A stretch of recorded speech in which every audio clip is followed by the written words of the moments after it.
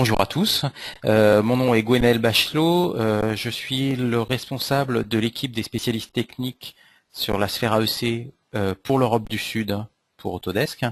On se retrouve aujourd'hui pour parler donc du BIM pour les infrastructures, une évolution très importante sur le marché des infrastructures qui permet en fait de changer vraiment la manière de concevoir. Alors peut-être d'abord, qu'est-ce que le BIM pour les bâtiments ou pour les infrastructures? Alors, le BIM, on parle avant tout de process et on parle de modèle intelligent. Ça fournit donc on va lire ensemble la définition. Le BIM est un process basé sur un modèle intelligent, fourni sur une vision pertinente pour une création et une gestion plus rapide des projets de bâtiments et d'infrastructures, plus économiques et avec moins d'impact environnemental. Alors, ce qui est important, c'est que le BIM est quelque chose qui est très connu pour les bâtiments, moins pour les infrastructures.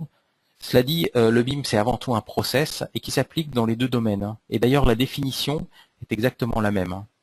D'accord? Parce que le process est utilisé exactement de la même manière que l'on fasse de la conception de bâtiments ou de la conception d'infrastructures.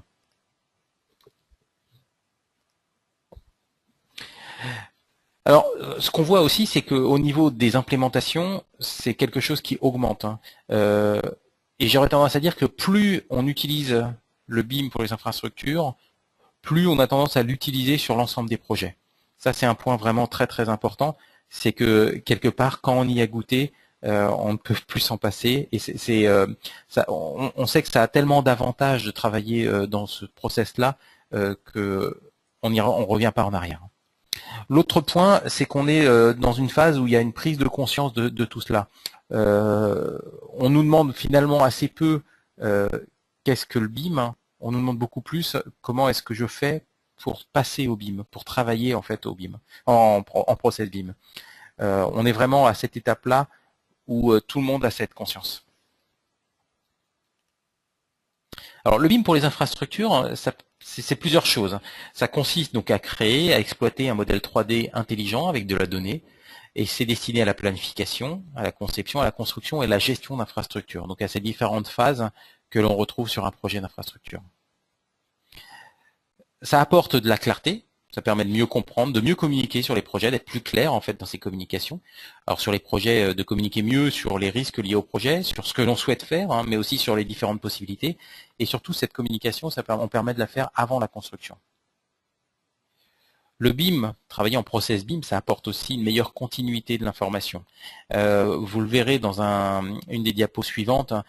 On sait qu'il y a souvent sur les projets des ruptures de la chaîne d'information, avec donc des besoins de ressaisie assez importants. La vocation du BIM, c'est aussi de permettre une meilleure continuité et d'éviter au maximum cette ressaisie. Et donc ça, tout au long du cycle de vie du projet. Et puis l'agilité. L'agilité, c'est aussi quelque chose qui est apporté donc par le BIM. Ça permet de répondre plus rapidement aux changements. Et on sait que c'est quelque chose qui arrive fréquemment. C'est-à-dire qu'on est assez rarement finalement sur des projets qui se déroulent comme un fleuve tranquille. On a beaucoup de changements sur la vie d'un projet. Alors, grâce au BIM, ce qui est important, c'est qu'on peut créer et exploiter des projets pour lesquels on a beaucoup d'informations. Donc vous avez ici un exemple, on sait qu'il y a une canalisation d'assainissement qui est au minimum à 1 mètre sous la surface, que l'épaisseur d'un enrobé est de 20 cm, qu'une voie de circulation a été conçue pour rouler à 90 km/h, qu'une tranchée électrique est située à 50 cm sous une canalisation de gaz. Voilà. Et ça, on le sait sur le modèle. Ce qui est très intéressant, c'est que du coup, on va pouvoir exploiter toutes ces données-là avant la construction.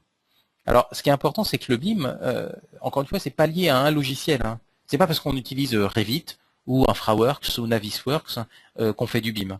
Le BIM, c'est un process, c'est une manière de travailler et c'est une manière d'ajouter en fait de l'intelligence dans vos modèles. Et le BIM a plusieurs avantages. L'un des avantages que l'on voit très souvent, c'est la communication. Et on voit vraiment très vite que entre une présentation classique, je dirais sur un papier, d'un document technique, et une présentation sur une tablette, hein, comme vous l'avez sur la droite de l'écran, on a bien sûr une des deux solutions qui est plus adaptée. La clarté, c'est aussi que cette communication, elle se fait de manière dynamique. Là, vous avez sur la droite de l'écran une vidéo donc, qui vous montre une capture d'écran d'InfraWorks, un logiciel Autodesk. L'idée, c'est de pouvoir communiquer les décisions de conception directement, sans avoir à faire du rendu d'image, sans avoir à calculer en fait des images ou des vidéos. On est ici dans un logiciel et on travaille en 3D temps réel. Toutes les modifications qu'on fait sont apportées instantanément et on peut réaliser très facilement en fait des parcours, voilà, comme celui-ci, pour expliquer à quoi va ressembler un projet, comme par exemple ici un projet d'implémentation d'un bâtiment avec un parking. Et on travaille comme ça sur des données qui peuvent être très volumineuses. On peut avoir imaginé comment dire, différents niveaux ici de haies, par exemple. Vous voyez ici qu'on ajoute des arbres, ce qui permet d'expliquer à quoi va ressembler la vue depuis l'intérieur d'un bâtiment vers l'extérieur, ce que vous avez ici. Alors, tout ça évidemment, on peut faire ce genre de choses parce qu'on travaille dans un process BIM. On peut aussi, bien sûr, décider à partir du même modèle de faire du rendu d'image de très haute qualité. On peut faire de l'analyse ici, comme de l'analyse d'ombrage.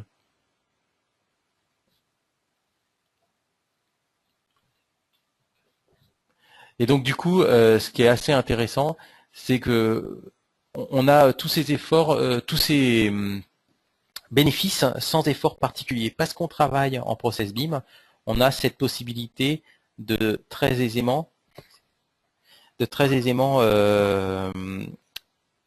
avoir du rendu en temps réel comme ici, y compris sur une tablette, hein, ce que vous avez ici comme résultat.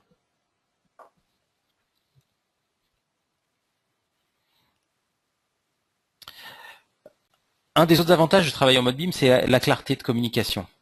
Et là, vous avez en fait un projet.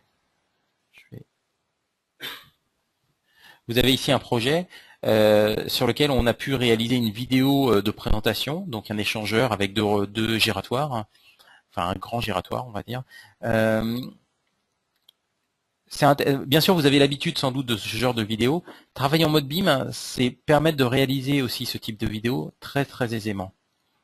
La même chose ici, donc on peut voir avant, après, et donc pouvoir convaincre que le projet s'intègre parfaitement et quelque part le vendre aux parties prenantes. Travailler en mode BIM, hein, c'est aussi permettre donc un accès permanent de partout au modèle. Vous avez donc la possibilité de diffuser par exemple ce modèle sur des tablettes. Hein. C'est ce qu'on a vu aussi dans la vidéo précédente, hein. Mais aussi dans une interface web. Hein. Donc, ce qui permet à des personnes qui ne seraient pas équipées du logiciel, hein, de pouvoir consulter le modèle, hein, BIM que vous avez créé. Alors, il y a bien sûr déjà beaucoup de personnes qui utilisent ce process. Hein. Vous avez ici un exemple avec la ville de Bamberg en Allemagne. Hein. Donc, cette ville, c'est une ville qui est classée au patrimoine mondial de l'UNESCO, qui avait un projet d'extension de sa ligne TGV.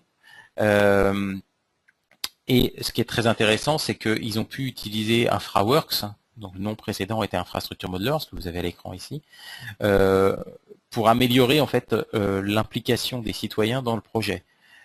Ils ont pu donc modéliser en 3D leur projet très aisément et le montrer en fait aux différentes parties prenantes pour convaincre.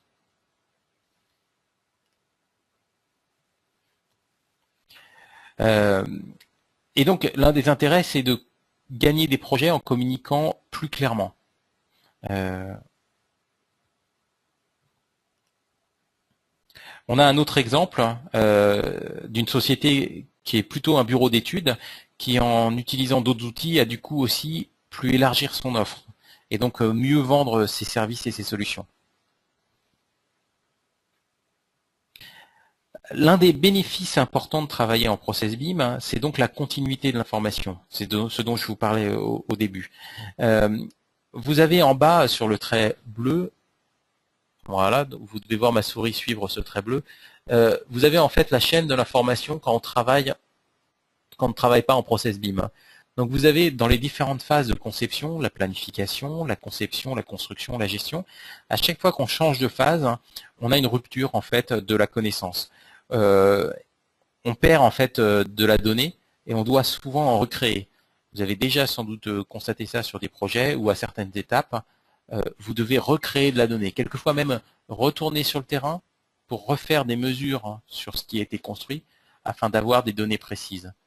Or, ces données, elles ont existé puisqu'on a construit ces éléments.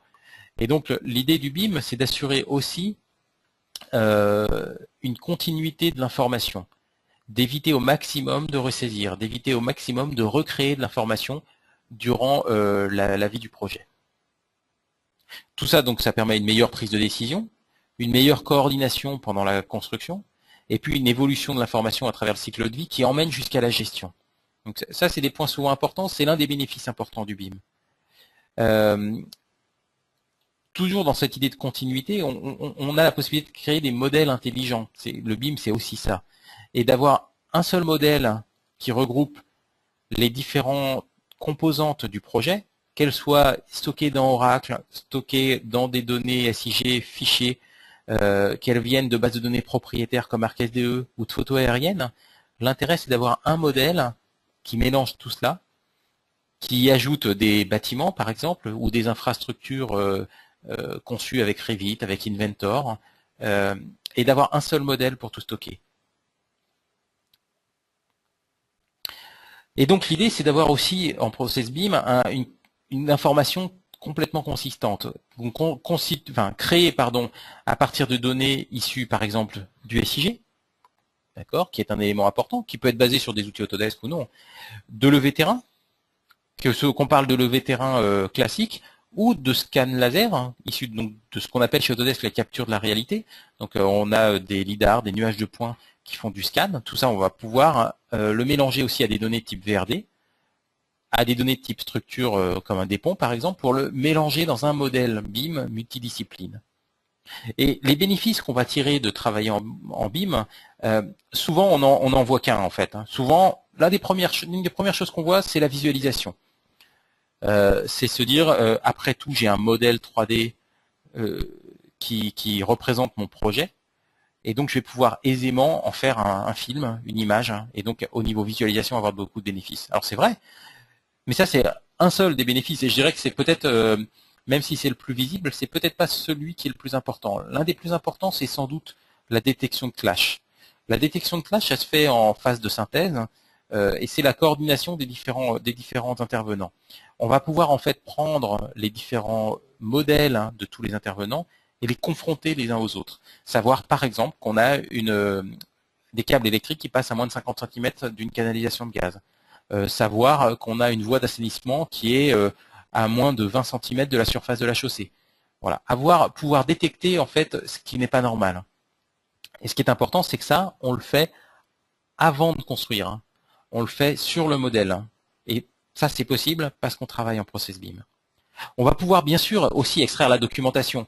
Donc ça veut dire que ce n'est pas parce qu'on travaille en Process BIM qu'on n'aura pas de plans d'exécution qui seront très bons. On va les extraire en fait du modèle. Et ça, c'est vraiment important. Mais aussi des estimatifs. Donc savoir beaucoup mieux ce que va coûter le projet parce qu'on saura estimer très tôt, par exemple, la quantité de terre à déplacer. Peut-être un autre bénéfice aussi qu'on envisage un peu moins, c'est tout ce qui est séquencement 4D et planification du chantier. On se rend compte souvent que sur les chantiers, parce qu'il y a un mauvais séquencement, on perd du temps, par exemple parce que à un instant, un bulldozer, une grue, un engin ne peut plus accéder au chantier. En fait, parce qu'on travaille en Process BIM, on a la possibilité de faire ce qu'on appelle de la 4D, donc de voir à travers le temps l'évolution du chantier, et donc de voir les différents problèmes qui vont se poser sur le chantier. Et puis l'un des autres bénéfices, c'est aussi le guidage d'engins. Guidage d'engins, donc c'est avoir des engins de chantier qui sont pilotés numériquement. Travailler en modèle BIM, en Process BIM, ça veut dire être capable d'extraire du modèle directement les paramètres pour ces engins. Alors l'un des points importants, c'est que on rencontre des clients qui ne travaillent pas encore en mode BIM, mais qui font déjà ce genre de choses. Et quand ils le font, souvent, ça leur coûte la recréation de données. C'est-à-dire qu'ils ne travaillent pas en 3D, ils ne travaillent pas en BIM, ils n'ajoutent pas d'informations à leurs données. Et donc, quand ils doivent réaliser de la visualisation, ces utilisateurs vont en fait sous-traiter la visualisation à une agence de communication. Cette agence va recréer en fait beaucoup d'informations, et cette information, elle est perdue. Une fois le film de présentation du projet, l'information créée par l'agence de communication est perdue. L'un des points importants, c'est qu'en travaillant en process BIM, on va pouvoir fournir à cette agence de communication le modèle. Il n'y a pas de ressaisie, puisqu'on l'a déjà, le modèle. La même chose pour le guidage d'engin. Si on travaille dans un process classique, on a besoin en fait de recréer tous les paramètres pour le guidage d'engin. Or, si vous travaillez en mode BIM, ça, c'est des choses que vous allez extraire, pas de création. Et la même chose pour ces différents éléments, séquencement 4D, estimatif, documentation, détection de clash. C'est des choses que vous allez faire nativement sur le modèle BIM, alors que si vous souhaitiez le faire en travail classique, ça vous demanderait des efforts supplémentaires. Donc c'est un point vraiment très important. Le BIM, ça commence dès la conception préliminaire. Et donc on a la possibilité d'avoir des outils comme ici, qui permettent de modéliser très sommairement en fait comment on va réaliser un pont par exemple. Donc là on a deux voies existantes avec des carrefours. Et bien là ce qu'on va faire, c'est qu'on va modéliser sommairement, d'accord, à quoi va ressembler en fait l'évolution de cet environnement. Et donc on sait qu'on a un projet de créer un pont, ce qu'on fait ici. Voilà. Et on peut montrer très rapidement à quoi va ressembler notre projet. On dessine des esquisses directement ici. Voilà. Et ce qui est intéressant évidemment, c'est que de ces esquisses, on va pouvoir avancer sur la phase de conception et avoir nos plans, d'abord faire de l'étude de conception détaillée, et puis en extraire la documentation.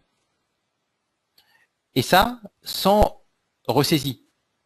On n'a pas besoin de redéfinir l'esquisse qu'on a fait. On n'a pas besoin de la ressaisir. Ça, c'est important. Hein. On a cette continuité d'information. Un exemple d'utilisation, c'est une société en Norvège qui s'appelle Multiconsult. Multiconsult, en fait, avait un projet de traversée de rivière, en fait, pour une ville qui s'appelle Fet, F-E-T, en Norvège. Et pour ça, ils avaient 17 projets différents, 17 alternatives possibles. Eh bien, ils ont fait un film. Vous avez l'URL YouTube en haut à droite. Et sur ce film, alors il y a de la musique sur ce film. Je ne sais pas si on l'entend à travers l'enregistrement. Je pense pas. Donc, ils ont en fait présenté ces différentes alternatives hein, en exploitant un process BIM et en utilisant un outil comme InfraWorks. Hein. Donc, je vais avancer un peu dans la vidéo ici. Voilà, où ils ont pu modéliser en fait leurs 17 alternatives. Hein. Donc sur un territoire très étendu, hein, 30 km². On a rechargé en fait les différentes données disponibles, donc de l'orthophoto, du terrain, et puis bien sûr les 17 projets, les réseaux routiers existants, et réalisé cette vidéo. Alors, ce qui est intéressant, hein, bien sûr, hein, c'est que du coup, les 17 projets existants sont accessibles, je dirais, on va comprendre très facilement à quoi peuvent ressembler les 17 alternatives, avec différents types de ponts, par exemple. Vous avez ici un pont à arche, un pont à câble, par exemple, ici. Voilà. Je vous encourage à regarder cette vidéo, elle est un peu longue parce qu'il y a 17 alternatives et qu'il fallait présenter les différentes possibilités. Peut-être l'un des points importants, hein, c'est que ça a l'air très complexe, hein, la réalisation de ce type de vidéo, parce qu'on travaille en process BIM est vraiment très simple. Donc un autre des avantages du travail en process BIM, hein, c'est quand on est en phase peut-être de projet détaillé, voire en phase de construction, on a la possibilité de faire de la détection de clash. Donc on a ici par exemple un projet d'échangeur avec des réseaux. Voilà, et on va pouvoir utiliser des outils sur le modèle pour faire un clash par exemple entre deux réseaux d'assainissement. Et on voit qu'à un endroit donné, effectivement, il y a un clash. Ça veut dire qu'il y a deux tuyaux qui se croisent, qui ne devraient pas, évidemment. On n'a pas prévu ici d'avoir des choses. Et ce qui est intéressant, c'est qu'on va pouvoir aller dans l'outil de conception ici. On est retourné dans l'outil de conception, d'accord, depuis l'outil qui a permis de détecter le clash. On a modifié dans l'outil de conception le réseau. et on a pu retourner et valider qu'on n'avait plus de clash. Voilà. L'autre point intéressant, c'est de la simulation 4D, ce qu'on a ici. Donc c'est comment le projet va évaluer au fur et à mesure du temps. Vous avez en haut à gauche la date. Ça permet d'expliquer comment on va construire. Donc ça, c'est un des points aussi très importants.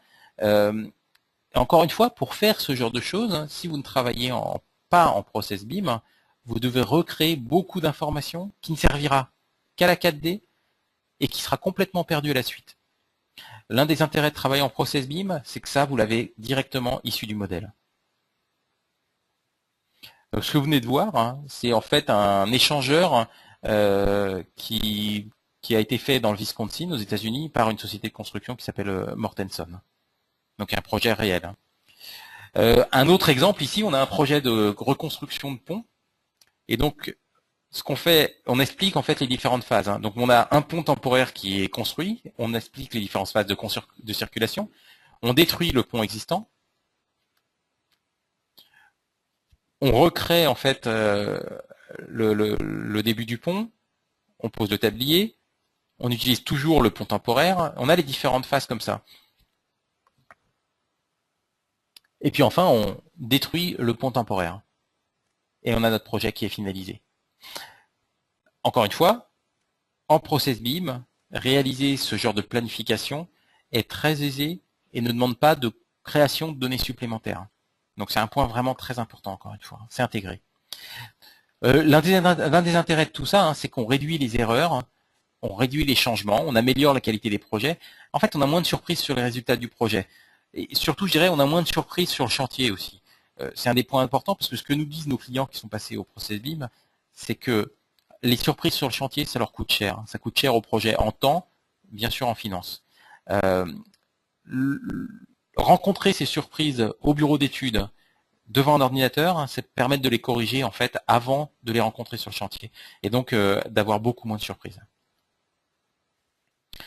Le BIM, c'est aussi avoir des conceptions plus intelligentes. Donc, par exemple, avoir des conceptions routières qui respectent des critères légaux. Donc, vous avez ici, par exemple, une route et on indique clairement qu'elle ne respecte pas en fait des contraintes définies, par exemple, par le CETRA en France, de courbe maximum. Voilà. Et on peut évidemment, dans l'outil de conception, changer cette courbe. Donc, on a à la fois l'outil de design, mais aussi l'outil de vérification intégré.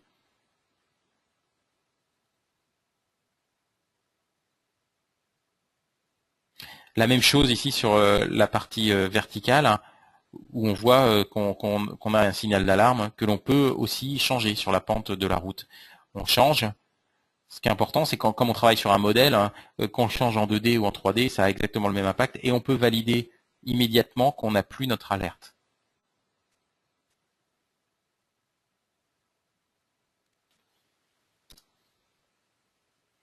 L'autre point, hein, c'est que quand on travaille en process BIM, on a beaucoup de données associées. Ces données, elles peuvent servir aussi à faire de la simulation. C'est le cas, par exemple, ici d'une société qui s'appelle Foresight, qui, en utilisant un outil Autodesk qui s'appelle Storm and Sanitary Analysis, fait des analyses en fait d'assainissement directement sur le modèle, ce qui est vraiment important, puisqu'encore une fois, on n'a pas besoin de recréer de la donnée spécifique au process de simulation. On le fait directement sur les données du modèle. Et puis, donc l'un des intérêts du BIM, c'est d'avoir des changements plus rapides, d'être plus agile sur le projet.